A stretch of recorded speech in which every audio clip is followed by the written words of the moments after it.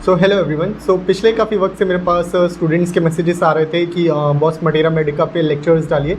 तो आज से हम लोग मटेरा मेडिका पे एक नई सीरीज शुरू करने वाले हैं विद हमारे सीनियर बॉस पारस बॉस। ठीक है, तो शुरू करते हैं। तो हम आज दवाई की स्टार्ट करते हैं नेट्राम्यूर। नेट्राम्यूर किससे बनी है? सोडियम क्लोराइड, कॉमन सॉल्ट जो हम घरों में यूज़ करते हैं उससे नेट्राम्यूर की दवाई बनती है। अच्छा, अब हम जो नेट्राम्यूर पढ़ेंगे हम क्लिनिकल पॉइंट ऑफ व्यू से ज़्यादा पढ़ेंगे कि जब हमारे पास पेशेंट आया तो वो हम उससे कैसे आइडेंटिफाई करें कि ये नेट्राम्यूर है। ठीक है, बुकिश तो है बट हमें कैसे आइडेंटिफाई करें कि वो नेट्राम्यूर का ही पेशेंट है। कई सारे पॉइंट्स होते हैं छोटे छोटे, कुछ मेंटल के हिसाब से पता कर सकते हैं, कहीं पर्टिकुलर के हिसाब से पता कर सकते हैं, कुछ बहुत कॉमन उसकी जनरलिटीज़ हैं। तो हम इन तरीके से करेंगे। शुरुआत हम करते हैं मेंटल से, क्योंकि कई सारे हमारे डॉक्टर्स, हमारे डॉक्टर कैंट साहब, उन सब लोगों ने मेंटल को सबसे ज़्यादा प्रेफरेंस दी है कि अगर हमको मेंटल सिम्टम्स मिल रहे हैं तो हमारे लिए प्रायोरिटी है। मिल रहे हैं तो हम उस दवाई को बहुत बिना सोचे भी प्रिस्क्राइब कर सकते हैं अगर हम उसके मेंटल्स ज़्यादा अच्छे मिल पा रहे हैं तो। ठीक है, अब नेट्राम्यूर ज़्यादातर फीमेल रेमेडी है, पहली चीज़। मेल में भी चल सकती है। अब उसके हम शुरुआत करें तो नेट्राम्यूर की कुछ चीज़ें हैं बहुत कॉमन। पहला शब्द है तो नेट्राम्यूर का बहुत कॉमन है, वो है डिग्निटी। जो नेट्राम्यूर की फीमेल होती है उसके लिए उसकी डिग्निटी, उसका प्राइड बहुत इंपॉर्टेंट होता है। उसके लिए ही वो सब कुछ करती है। अगर हम नेट्राम्यूर पढ़ेंगे तो डिग्निटी के चारों अराउंड ही सब कुछ मूव करेगा, कुछ अलग नहीं है। कुछ थोड़ा बहुत हमें उसमें मिला जुला के करेंगे तो हो जाएगा। ठीक है, तो शुरुआत हम जैसे कुछ एग्जाम्पल से करते हैं। मानो कि नेट्राम्यूर की फ़ीमेल आपके पास आई और वो आके आपके पास बैठती है, तो कई सारे हमें चीज़ें उसे ऑब्जर्व करके पता कर सकते हैं कि शायद ही नेट्राम्यूर हो सकती है। और भी दवाइयाँ होती हैं बट नेट्राम्यूर हम फिलहाल पढ़ रहे हैं। जैसे नेट्राम्यूर की पेशेंट आएगी तो सबसे पहले वो आके हमारे पास ऐसे बैठेगी, ऐसे। उसको ना इस तरीके से, ना ऐसे को शर्मा के, ना कुछ नहीं, वो अपना पूरा सीधी तरीके से बैठेगी ऐसे। उसे अपनी डिग्निटी मेंटेन करनी है, प्राइड मेंटेन करनी है। दूसरी चीज़, अगर वो आपसे उसे कुछ चीज़ पूछनी है, एक सिम्टम होता है anxiety dark in. Anxiety dark in का मतलब क्या है? उसको पता करना है कि उसको दिक्कत क्या है। वो डार्क में है, वो अंधेरे में है, बट वो चीज़ों को तुम आपसे सीधे से नहीं पूछेगी कि अरे डॉक्टर साहब क्या दिक्कत हो गई, मेरे को बता दीजिए। नहीं, उसको अगर वो ऐसा पूछेगी तो उसकी डिग्निटी हर्ट नहीं होगी। खुद सोचो, तो वो किस तरीके से बताएगी? वो बताएगी कि मैंने पढ़ा था इसके बारे में, तो मेरे हिसाब से ऐसा होना चाहिए। उसकी डिग्निटी वो इस तरह की, मेरे हिसाब से शायद ये दिक्कत है क्या, मेरे हिसाब से ये दिक्कत है, मैंने तो ये पढ़ा था। तो वो इस तरीके से बोलेगी कि उसको लगे कि डॉक्टर को कि अरे बहुत कुछ जानती है। बेशक वो एक इस लेवल पे है, वो चाहेगी कि मैं इस लेवल पे दिखूं। उस लेवल पे दिखने के लिए ही वो इस तरीके से शो ऑफ़ करेगी, अपनी बातों का शो ऑफ़ करेगी। ये हमने देखा किस तरीके से बोल रही है। दूसरी चीज़, वो अपनी मिस्टेक्स या अपनी दिक्कतें ज़्यादा बताती नहीं है। क्यों? अगर वो अपनी दिक्कतें बता देगी तो क्या ये नहीं फील होगा कि अरे यार ये इसको ये दिक्कत है, अरे ये ऐसी है। तो उस पेशेंट से दिक्कतें निकालना बहुत डिफ़िकल्ट टास्क होता है। इग्नेशिया से भी बहुत डिफ़िकल्ट टास्क होता है, नेट्राम्यूर से भी बहुत डिफ़िकल्ट टास्क होता है। बट नेट्राम्यूर क्यों नहीं बता पा रही है? क्योंकि नेट्राम्यूर की डिग्निटी हर्ट हो रही है। इग्नेशिया क्यों नहीं बता पा रही है? क्योंकि इग्नेशिया का मोरल है, वो ये कहती है कि यार मैं अपने घर की बातें कैसे बता दूं किसी को, ये तो अच्छी बात नहीं होती है, ये तो अच्छे संस्कार नहीं होते हैं। इग्नेशिया का मेन मोरलिटी बेस है, नेट्राम्यूर का डिग्निटी बेस है। जैसे कि उसकी मिस्टेक्स, उसकी गंदगी कोई किसी को पता ना लगे। कैसे हम ये बात कर सकते हैं आइडेंटिफाई? जैसे मानो कि वो बेड रिडन है, पैरालिसिस हो गया, कोई और दिक्कत हो गई, तो हम कैसे पता करेंगे वो नेट्राम्यूर है? और मानो वो लेटा है या कोई लेटी है, अब वो किसी के सामने यूरिन नहीं कर पा रही। अब क्यों नहीं कर पा रही उससे पूछेंगे, क्योंकि उसे ये नहीं कि उसको आ नहीं रही है, उसे बहुत ज़्यादा शर्म आती है कि मेरी गंदगी कोई और देख रहा है तो मेरी डिग्निटी लूज़ हो रही है। तो उसी चक्कर में उसे एलिमेंट होता है, सोचती रहती है मुझे किसी और के सामने यूरिन करना पड़ रहा है, और बीमार होती है। बीमारी हर किसी को कुछ ना कुछ है, हर किसी के सामने सर्कमस्टेंसेस आते हैं, बट हम उस चीज़ को किस तरीके से परसीव कर रहे हैं वो इंपॉर्टेंस रखता है। उसी चीज़ को हमें जानना है, वो हमें पूछना पड़ेगा उस पेशेंट से। नहीं एक बार में बताएगी, दूसरी बार में बताएगी, तीसरी बार में बताएगी, ये बात है। अब दिक्कत उससे कब आएगी? और अब कोई उसकी अगर मिस्टेक बता रहा है, अगर आप कोई डॉक्टर ही है, डॉक्टर ने उससे बोला अरे तुमने बहुत गलत कराई, अरे तुम तो बहुत गलत हो, अब दिक्कत आ गई उसको बहुत ज़्यादा। क्यों आ गई? तुमने उसकी मिस्टेक गिनवा दी, अब वो तुम्हारे पास दोबारा नहीं आएगी कभी भी। कोई भी नेट्राम्यूर की पेशेंट है, उसको उसका पति, उसको कोई भी कलीग, कोई भी अगर उसकी मिस्टेक बताएगा तो वो उसको सहन हो ही नहीं सकती। क्यों? क्योंकि उसको लगता है मेरी डिग्निटी, यार मुझसे ऐसे कैसे बोल रहा है ये। प्लेटिना वाली बात नहीं है, प्लेटिना तो अपने आप को बड़ा ही समझती है और ये चाहती है कि मुझे लोग बड़ा समझें, और जब उसको बड़ा नहीं समझते तब सारी दिक्कतें आती हैं। अच्छा, और सारी चीज़ें क्या हम थोड़ा बहुत अगर हम नेट्रम्यूर में माने तो क्या हो सकता है कि नेट्रम्यूर अब कैसे, एक तो हमें दिक्कत माने को इसकी मिस्टेक बताया तो उसको दिक्कत हुई। दूसरा पॉइंट क्या है, वो बहुत ज़्यादा इंट्रोवर्ट होती है, ज़्यादा लोगों को अपनी दिक्कतें बताती नहीं है, ज़्यादा लोगों के सामने वो रोती भी नहीं है। रोने वाली बात फिर से वही आ गई, डिग्निटी। किसी के सामने वो रोएगा तो कोई क्या कहेगा, बताओ ये तो रो रही है, कितनी कमज़ोर है। अपने आप को कमज़ोर नहीं दिखाना चाहती, वो चाहती है कि मैं इंडिपेंडेंट रहूँ, इंडिपेंडेंस वो चाहती है। पल्सिटिला से अपोजिट है। पल्सिटिला के पेशेंट क्या चाहेगी, वो चाहेगी यार मेरे पे दया करे, उसके सामने रो के दिखाएगी कि यार ये मेरे बारे में बताओ। वो चाहेगी कि उससे पिटीड, उस पर पिटीड का मतलब क्या होता है, दया करना, कि लोग उस पर दया करें। नेट्रम्यूर क्या उल्टा है, फियर ऑफ बीइंग पिटीड, डरती है कि उस पर कोई दया करेगा। क्यों? क्योंकि उस पर कोई दया करेगा तो उसका मतलब क्या है, उससे कोई छोटा समझ रहा है। अब उसको दिक्कत आएगी, यार मेरे पे दया कर रहे हैं। हम एग्जांपल ले सकते हैं, किसी को ससुराल में गई अपने, उसको लोग उस तरीके की रिस्पेक्ट नहीं दे रहे, उस तरीके की चीज़ें नहीं कर रहे जितना वो सोचती है कि वो है, तो अब उसको सारी दिक्कतें पैदा होंगी। कई सारे सर्कमस्टेंसेस को जब वो पेशेंट बताएगा तो हमें उसको एब्जॉर्व करना है कि वो क्या बता रहा है, ठीक है। अच्छा, उसके बाद क्या होगा, अब हमने बताया कि वो इंट्रोवर्ट होती है, तो वो रिलेशनशिप में होगी तो वन रिलेशनशिप में होगी, उसके दोस्त होंगे तो एक या दो होंगे, और वो दोस्त कौन होंगे, जिस पे वो ट्रस्ट कर सकती है कि उसकी अंदर की बातें कोई नहीं बताएगा। वो दिखाई तो रही है, शो ऑफ ही तो कर रही है, असलियत में वो थोड़ी है। असलियत में तो हो सकता है वो और बहुत कुछ अलग हो, बहुत कमज़ोर हो, बट वो सबको नहीं दिखाना चाहेगी। अब वो उस पार्टनर को बताएगी बस जिसको पता है कि हाँ यार ये मेरी दिक्कत है, किसी को नहीं बताएगा।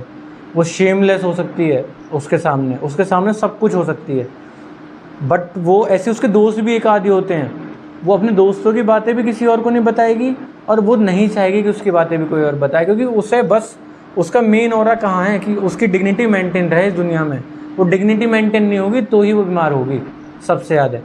अब कब दिक्कत हुई, बिट्रेयल ऑफ ट्रस्ट। बिट्रेयल मतलब धोखा दिया गया हो ट्रस्ट में। कैसा ट्रस्ट हो सकता है, रिलेशनशिप का हो सकता है कि उसको प्यार किया उसने जिससे, उसने या तो उसकी सारी बातें किसी को बता दी तो वो लड़ेगी झगड़ेगी और बिल्कुल नहीं, या उसको छोड़ कर चला गया। अब कि यार मुझे वो छोड़ के क्यों चला गया। क्रॉनिक ग्रीफ, इग्नेशिया भी ग्रीफ के लिए चलती है, डिसअपॉइंटमेंट है, बट इग्नेशिया एक्यूट ग्रीफ में ज़्यादा चलती है। नेट्रम्यूर उसका एक क्रॉनिक वर्जन है। क्रॉनिक ग्रीफ में ज़्यादातर हम नेट्रम्यूर एज सच प्रिस्क्राइब कर देते हैं, ठीक है। नेट्रम्यूर के कई सारे ट्रेड्स क्या हैं कि उसको फिर गुस्सा भी आएगा उन लोगों पे, रिवेंजफुल भी होगी कि यार उसने मेरे साथ ऐसा कैसे कर दिया।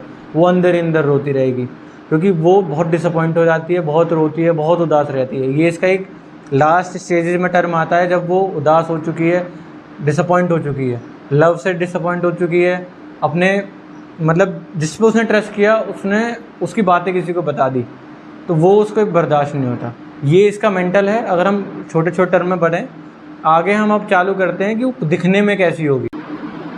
अब हमने जैसे कुछ मेंटल सिम्टम्स पढ़े, अब मेंटल सिम्टम्स के बाद हम कुछ ऐसे सिम्टम्स पढ़ेंगे कि जिसको हम केवल देख के, एक पर्सन को देख के हम ये आइडेंटिफाई कर सकते हैं कि शायद नेट्रम्यूर हो सकता है। जैसे कि जो पेशेंट आएगा उसका शायद जो लिप होते हैं उसका मिडिल लिप करेक्ट हो सकता है, और में भी है, बट इसके अंदर भी बहुत प्रोमिनेंट सिम्टम है इसका ही। और क्या सिम्टम्स हो सकते हैं, जो टंग होती है वो मैप्ड होती है नेट्रम्यूर की। मैप्ड कैसे, रिंग वॉर्म लाइक टंग होती है। और क्या सिम्टम हो सकता है, हैंग नेल्स, जो हमारे फिंगर नेल्स होते हैं उसके चारों तरफ हैंग नेल्स बन जाते हैं। वो आप अपना क्रोम पे खोल के इस पर चेक कर सकते हैं क्या होता है, तो वो भी नेट्रम्यूर का काफ़ी मार्क्ड सिम्टम है। और क्या चीज़ें हो सकती हैं, जैसे कि नेट्रम्यूर का जो पेशेंट है उसके जो पाम्स होते हैं, पाम्स उसमें वॉर्ड्स होते हैं, मस्से होते हैं। और क्या चीज़ें हो सकती हैं, जैसे कि जो नेट्रम्यूर का जो पेशेंट होता है वो दिखने में क्या होगा, एनेमिक होगा, कैकेटिक होगा, मतलब वो सूखा होगा, थोड़ा कह सकते हैं हम कि वो वीक होगा दिखने में। मगर हम उसे खाने के बारे में जब पूछेंगे तो वो क्या बताएगा कि मैं तो खाता बहुत हूँ, मैं बहुत ज़्यादा खाता हूँ। तो क्या सिम्टम हुआ कि weak until he eats much या वेल, बहुत अच्छा खाता है तब भी वो वीक है। मेनली थ्रोट जो होता है हमारा, थ्रोट का इमेशिएशन भी नेट्रम्यूर में पाया गया है। नेट्रम्यूर मेनली फीमेल में था, तो एनेमिक स्कूल गोइंग गर्ल्स में भी काफ़ी चलती है नेट्रम्यूर। तो ऐसे कुछ फिजिकल अपीयरेंस है जिससे हम नेट्रम्यूर को आइडेंटिफाई कर सकते हैं। अब उसके बाद हम क्या पढ़ते हैं, उसके बाद हम पढ़ते हैं नेट्रम्यूर का मॉडलिटीज़ मतलब क्या क्या चीज़ों से नेट्रोम्यूर को दिक्कतें होती हैं और क्या क्या चीज़ से नेट्रोम्यूर को आराम मिलता है। वो आगे हम जो भी पर्टिकुलर्स पढ़ेंगे, चाहे वो हेडेक हो, चाहे वो कोई गैस्ट्रिक प्रॉब्लम हो, ज़्यादातर या फीवर हो, ज़्यादातर इन मॉडलिटीज़ के आसपास ही आती हैं। जैसे कि जो नेट्रोम्यूर की दिक्कतें होती हैं वो 10 से 11 AM सारी दिक्कतें ज़्यादा से ज़्यादा बढ़ती हैं। और हीट से, सन हीट से इसकी दिक्कतें बढ़ती हैं नेट्रोम्यूर को। लेफ़्ट साइड लेटने से इसकी दिक्कतें बढ़ती हैं। और इसको आराम किससे मिलेगा? इसको आराम मिलेगा राइट से लेटने से, और इसको आराम क्या मिलेगा? कोल्ड बाथिंग से। और इसको आराम किस चीज़ से मिलेगा कि थोड़ा सा रेस्ट कर लेगा, उस चीज़ से नेट्रोम्यूर को आराम मिलता है। ठीक है, अब हम इसका थोड़ा नेट्रोम्यूर का पर्टिकुलर पढ़ने से पहले डॉक्ट्राइन ऑफ सिग्नेचर पढ़ते हैं। डॉक्ट्राइन ऑफ सिग्नेचर क्या है इसका? नेट्रोम्यूर बनता है नमक से। नमक में क्या होता है? Sodium and chloride. अब सोडियम और क्लोराइड एक तरीके के साल्ट हैं, तो ये पानी को एब्जॉर्ब, पानी को अपने पास अट्रैक्ट करने की कैपेसिटी रखते हैं। तो अगर इसका इम्बैलेंस हो जाएगा तो क्या होगा?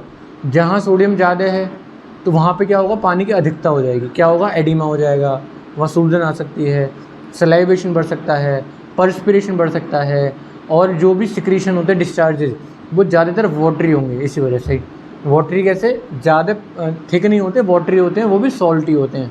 इसके हम डॉक्ट्राइन ऑफ सिग्नेचर से ये सिक्रीशन पढ़ सकते हैं। और जहाँ सोडियम या कोई इम्बैलेंस है, जहाँ कम है, वहाँ क्या हो सकती है? ड्राइनेस। जैसे जो नेट्रोम्यूर है उसकी स्किन जो होती है वो ड्राई होती है, स्किन ड्राई हार्श रहती है, पेट के अंदर इसकी ड्राइनेस रहती है। इसलिए कॉन्स्टिपेशन का बहुत अच्छा पेशेंट, मतलब कॉन्स्टिपेशन नेट्रोम्यूर के अंदर काफ़ी पाई जाती है। क्रम्बलिंग लेग सेंसेशन होती है इसको, और काफ़ी सारी चीज़ें ड्राइनेस की भी हम इस डॉक्ट्राइन से समझ सकते हैं। कुछ और एक्स्ट्रा पर्टिकुलर हम पढ़ना चाहें तो किसमें चलती है ये? इसकी जो टंग होती है उस पर ऐसा सेंसेशन होता है नेट्रोम्यूर के पेशेंट को कि कोई बाल है, hair like sensation on the tongue. ये नेट्रोम्यूर का काफ़ी मार्क सिम्टम है। और क्या चीज़ है नेट्रोम्यूर के अंदर? जैसे जो नेट्रोम्यूर का पेशेंट होता है उसके जो हेडेक होता है बहुत ज़्यादा प्रोमिनेंट है। Headache mainly in school going girls, anaemic school going girls, mainly left side headache होता है, क्योंकि लेफ्ट साइड एग्रेवेशन है नेट्रोम्यूर के अंदर। मेनली 10 से 11 पे होता है, और एग्रेवेशन किससे? धूप से। जो हमने पहले मॉडलिटीज़ पढ़ी वैसे ही धूप से इसकी दिक्कतें बढ़ती हैं। जैसे जैसे सूरज बढ़ेगा वैसे वैसे इसका सिर में दर्द बढ़ेगा 11, 12, 1 बजे के आसपास, और जैसे जैसे घटेगा ऐसे ऐसे इसका सिर दर्द कम हो सकता है। ठीक है, अब इसका सिर दर्द कम कैसे होगा? रेस्ट से इसको आराम मिल जाएगा। सिर दर्द के बाद क्या चीज़ें हैं? और जैसे कि हमने बात करी यूरिनेशन, तो यूरिनेशन क्या है? नमक है। जब ज़्यादा पानी पिएगा तो क्या होगा? यूरिन भी इसको बार बार जाना पड़ता है, बार बार यूरिन जाता है, रोक नहीं पाता। खांसने से इसका यूरिन निकल सकता है। कॉस्टिकम में भी ये सिम्टम प्रोमिनेंट है। उसके बाद और क्या चीज़ें हैं नेट्रोम्यूर के अंदर? नेट्रोम्यूर का जो हमारा जो भी कोई भी रेक्टम है, कोई भी स्टूल वाली चीज़ है, वो सब क्या होंगी? ड्राई होगी। ड्राई स्टूल इसके अंदर होता है, मुश्किल से इसका स्टूल हो पाता है। और फीमेल सिम्टम्स में हम क्या बात कर सकते हैं? फीमेल तो मेनली मेंटल दिया, साथ में इसमें क्या सिम्टम है? बियरिंग डाउन सेंसेशन, जैसे सीपिया में भी है, लिलियम टिक में भी है। बियरिंग डाउन सेंसेशन मतलब उसको ये फील होता है कि उसके इंटरनल ऑर्गन, फीमेल के इंटरनल ऑर्गन बाई वजाइना बाहर की तरफ एक्सटेंड हो रहे हैं। तो ये कब ज़्यादा इसको दिक्कतें महसूस होती है? मॉर्निंग के समय इसको दिक्कतें ये वाली ज़्यादा महसूस होती हैं। और इसमें क्या दिक्कत होती है? जो नेट्रोम्यूर का जो पेशेंट होता है वो ऑकवर्ड इन नेचर होता है। ऑकवर्ड इन नेचर मतलब हाथ से चीज़ें उसकी बड़ी जल्दी से गिर जाती हैं। हम नेट्रोम्यूर की स्किन की बात हमने जैसे करी थी कि ड्राई होती है, हार्श होती है। ज़्यादातर इसके एक्जिमा कहाँ पर होते हैं? बॉर्डर ऑफ हेयर, जैसे बालों के बॉर्डर्स हैं, यहाँ एक्जिमा हो सकता है, यहाँ पर एक्जिमा हो सकता है, बॉर्डर्स पे इसके एक्जिमा होते हैं।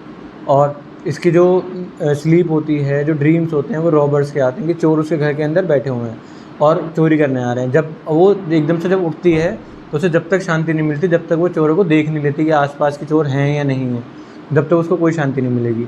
और इसके अंदर क्या चीज़ है? जो इसकी थर्स्ट है, इसको प्यास बहुत ज़्यादा लगती है। अगेन सॉल्ट है, प्यास ज़्यादा लगती है। बीपी इसका बढ़ा हुआ हो सकता है नेट्रोम्यूर के पेशेंट का। और इसके अंदर क्या चीज़ है? पर्स्पिरेशन बहुत ज़्यादा इसको प्रोफ्यूज़ होती है। तो ये मिला जुला के हमने नेट्रोम्यूर काफ़ी पढ़ी। इसको हम और डिटेल में और किताबों में आपको पढ़ना है। फिर भी एक जनरल हमने क्लिनिकल एक्सपीरियंस पढ़ा कि अगर हम पे नेट्रोम्यूर आए तो हम उसे पहचान सके कि हाँ ये शायद नेट्रोम्यूर का पेशेंट हो सकता है। फिर बाद में हम उसको डिफ्रेंशिएट कर सकते हैं और जानकारी लेके कि सही में है या कोई और दवाई है। तो थैंक यू।